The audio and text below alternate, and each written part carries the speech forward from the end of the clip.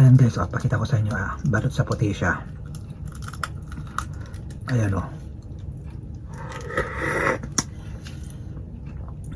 balot.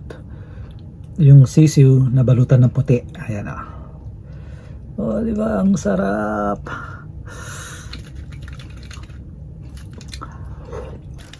So ito na yung binili nating balot guys. 3.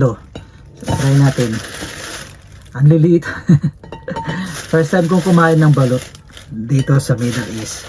So pag kumain kayo ng balot, dapat balot sa puti or balot, dapat meron kayong suka at meron kayong asin.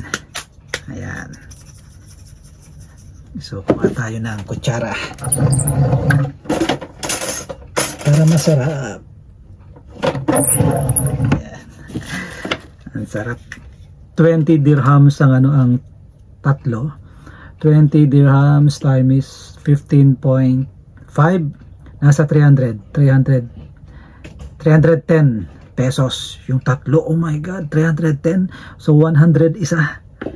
Napakamahal naman ang balot na to. So sa mga gustong bumili ng balot, kumain ng balot, dun lang guys sa Hamdan. So sabi niya sa akin 18 dirhams, 18 days ito. Balot sa puti. Wow, nakakamiss. Ito ang namiss ko, balot. First time ko kumain nito.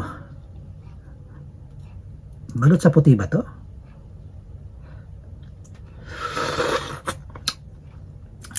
Parang ano naman, di ba ang balot sa puti yung may sisiw tapos may mga puti-puti, balot sa puti.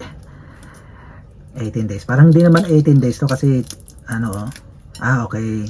Hindi ko lang alam. Ayan guys, nanon, tumulo. Inumin na natin yung sabaw.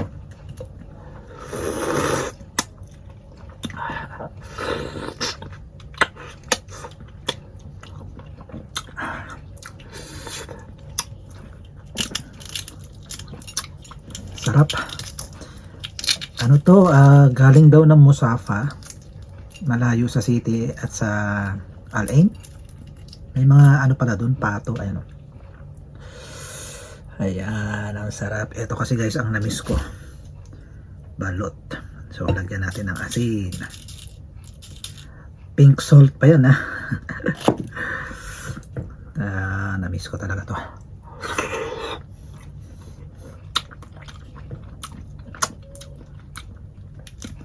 Hindi naman siya balot sa puti kasi alam ko balot sa puti yung sisiw niya, balot sa puti nababalot ng puti. Kasi nakakain na ako ng mga balot sa puti sa Pilipinas. Alam ko kung anong ibig sabihin ng balot sa puti. Sarap. Anyway, kahit hindi siya balot sa puti, at least natikman muli natin ang balot.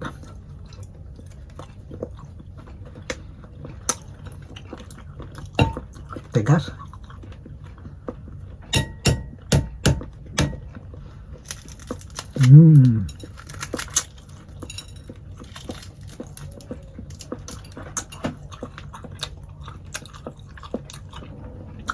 Kung kaya nyong ngat-ngatin yung puti niya, pwede naman. So ito guys, may sabaw, lagyan natin ng suka.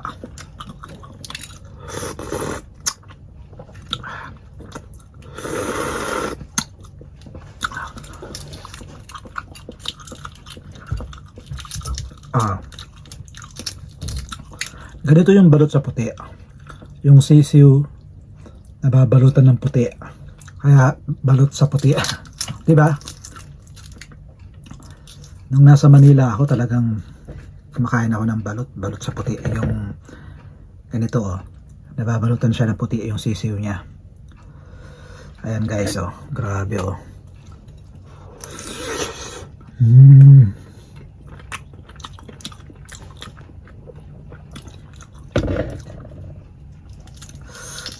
Grabe, nakakamiss.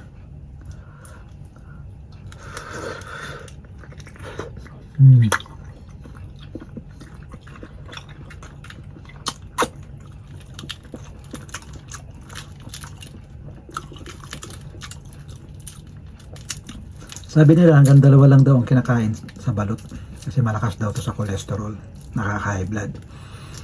Siguro naman, paminsan-minsan naman ako kumain, pwede kong kainin tong 3, no? Maximum ata 5 ang pwedeng kainin, eh.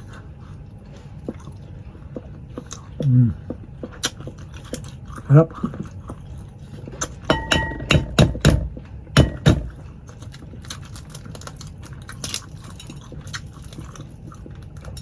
Pero maliliit yung balot, maliliit yung itlog.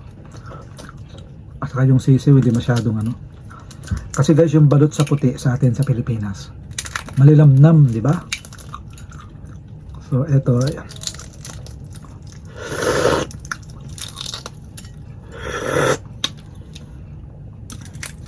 ang sarap lang. Ayan guys, pakita ko sa inyo, balot sa puti siya. Ayan,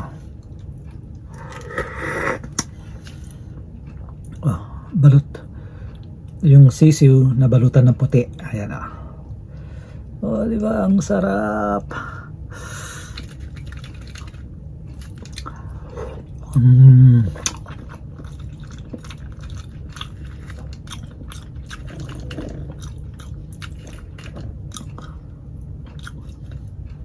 Ito kasi hindi masyadong parang hindi masyadong malinamnam.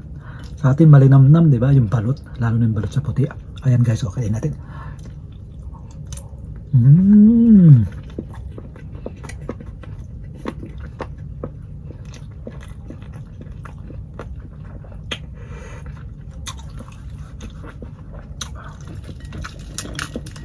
Grabe.